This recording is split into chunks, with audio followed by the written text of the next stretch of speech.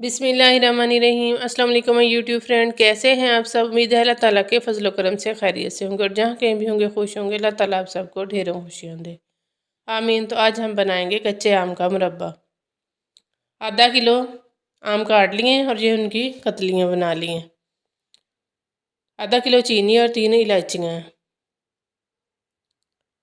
आधा किलो आम काटने के बाद हैं ये। कढ़ाई में डाले हैं आम और आधा कप पानी डाल दिया। ये देखें, इस तरह उतने ही पानी में ये सॉफ्ट हो जाए। इस तरह से ये सॉफ्ट हो चुकी हैं। अक्सर शीरा बना के ना उसमें कतलियाँ डाल देते हैं तो उससे वो हार्ड हो जाती हैं। इस तरह पहले उनको पानी डाल के थोड़ा सा बॉईल करेंगे 5 मिनट के लिए, ताकि ये सॉफ्ट हो जाए। फिर इसका शीरा बनाएंगे। चीनी डाली है मैंने आधा किलो और आधा कप पानी डाला है। अब चीनी को मेल्ट करेंगे। इस तरह से हम पकाएंगे ताकि चीनी अच्छी तरह से मेल्ट हो जाए और शीरा तैयार हो जाए। ये देखें, ये शीरा पक रहा है। अब इसकी एक तार बनने तक ये शीरा हम बनाएंगे। तो शीरा रेडी है। अब जो हमने पहले कतलियाँ बॉईल की थी उनमें शीरा डाल देंगे और इसको 5 मिनट तक पकाएंगे। आप लोग इस तरह बना कर देखें। पहले कतलियों को थोड़ा सा नरम कर लें 5 मिनट के लिए पका के। इस तरह से ये बहुत ही मज़ेदार बनता है।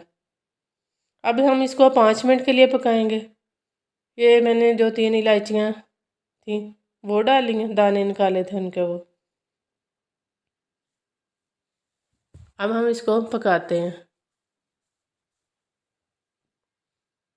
अगर आप ड्राई फ्रूट वगैरह डालना चाहें वो भी डाल सकते हैं। मैंने सिर्फ ये किशमिश डाली है। आप खोपरा, काजू, बादाम वगैरह भी डाल सकते हो। शीरा अगर आप कम रखना चाहते हैं तो इस तरह से इसको पका के इतना सा कर लें। अगर ज़्यादा रखना चाहते हैं तो थोड़ा पका लें, क्योंकि आम तो पहले ही नरम हो चुके थे। बस हमने शीरे में इसको 5 मिनट के लिए पकाना था। ये देखें, ये ठंडा हो गया। अब हम इसको डिश आउट करेंगे। इस टाइम पे हम इसमें सिरका डालेंगे। वो मुझे भूल गया था तो मैं अब डाल रही हूँ। सिरके से ये स्टोर करने में अच्छा रहेगा, क्योंकि ये ख़राब नहीं होता सिरका डालने से। आपको वीडियो अच्छी लगे तो इस लाइक और शेयर करें, चैनल को सब्सक्राइब करें, बेल आइकन को प्रेस करें। फिर किसी वीडियो के साथ हाज़िर होंगे। अल्लाह हाफिज़।